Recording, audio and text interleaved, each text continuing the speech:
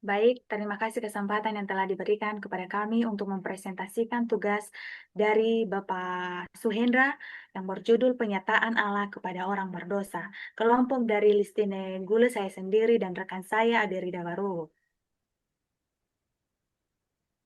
Latar belakang, kasih dan kehendak untuk memulihkan hubungan manusia yang rusak akibat dosa.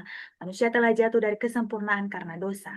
Namun Allah tidak meninggalkan mereka, sebaliknya ia secara aktif menyatakan dirinya untuk membawa keselamatan, pertama melalui penyataan umum di alam semesta dan hati nurani, dan kemudian melalui penyataan khusus dalam firman-Nya, puncaknya dalam Yesus Kristus yang berkorban untuk menebus dosa manusia, sehingga manusia dapat diselamatkan dan kembali kepadanya.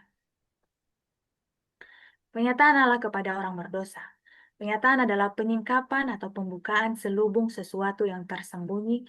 Penyataan Allah kepada orang berdosa melalui kasih karunia-Nya adalah tindakan belas kasihan dan pengampunan yang diberikan secara cuma-cuma untuk menyelamatkan mereka dari dosa dan kematian kekal. Penyataan Allah kepada orang berdosa dari perspektif perdamaian dan penebusan dosa, yang merupakan puncak kasih dan anugerah Allah. Yesus mati di kayu salib untuk menebus manusia dari kutuk hukum Taurat dan membuka jalan pengampunan dosa, menunjukkan kasih yang sempurna dari Allah kepada orang berdosa.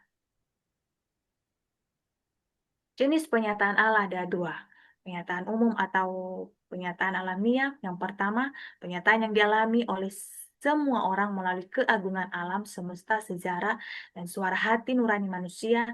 Ini menunjukkan keberadaan dan keagungannya. Yang kedua, penyataan khusus atau penyataan Alkitabiah. Penyataan yang diberikan kepada orang-orang tertentu atau nabi dan melalui tokoh-tokoh iman seperti Yesus Kristus untuk menyatakan dirinya secara spesifik. Cara Allah menyatakan diri. Yang pertama, melalui alam semesta dan sejarah. Manusia dapat melihat keagungan dan kesabaran Allah dan karya-karyanya di alam dan dalam perjalanan sejarah manusia. Yang kedua, melalui firman-Nya. Allah berkomunikasi dan menyampaikan firman-Nya kepada orang-orang pilihannya dalam perjanjian lama dan perjanjian baru. Yang ketiga, melalui Yesus Kristus. Ini adalah puncak penyataan Allah kepada manusia. Allah mengutus anaknya, Yesus Kristus, bukan untuk menghakimi dunia, melainkan untuk menyelamatkannya. Dalam Yesus, seluruh kepenuhan kealahan berdiam. Dan selanjutnya akan dilanjutkan oleh rekan saya, Aderida. Terima kasih. Shalom, baik saya akan lanjutkan ke slide berikutnya. Tujuan dan dampak bagi orang berdosa. Pertama, pengampunan dan keselamatan. Penyataan Allah, terutama melalui Yesus Kristus, memberikan jalan bagi pengampunan dosa dan keselamatan bagi orang berdosa, terambil dari Roma pasal 3 ayat 23 sampai 26.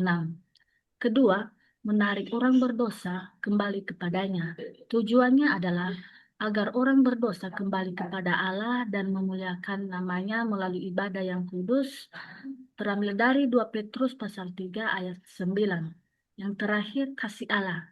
Pernyataan ini menunjukkan kasih Allah yang sungguh luar biasa kepada manusia, terambil dari Yohanes pasal 3 ayat 16. Inti penyataan Allah. Penyataan utama Allah kepada orang berdosa adalah bahwa Ia mengasihi mereka sehingga Ia bersedia mengorbankan anaknya sendiri untuk mereka.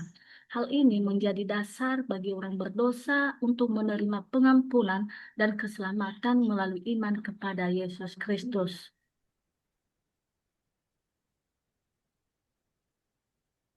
Kesimpulan.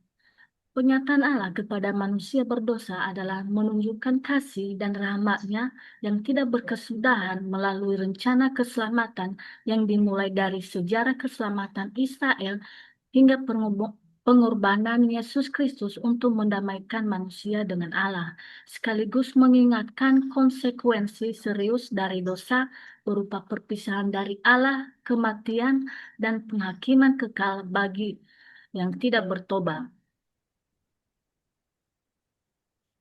Demikian dari kami ucapkan terima kasih. Shalom. Shalom.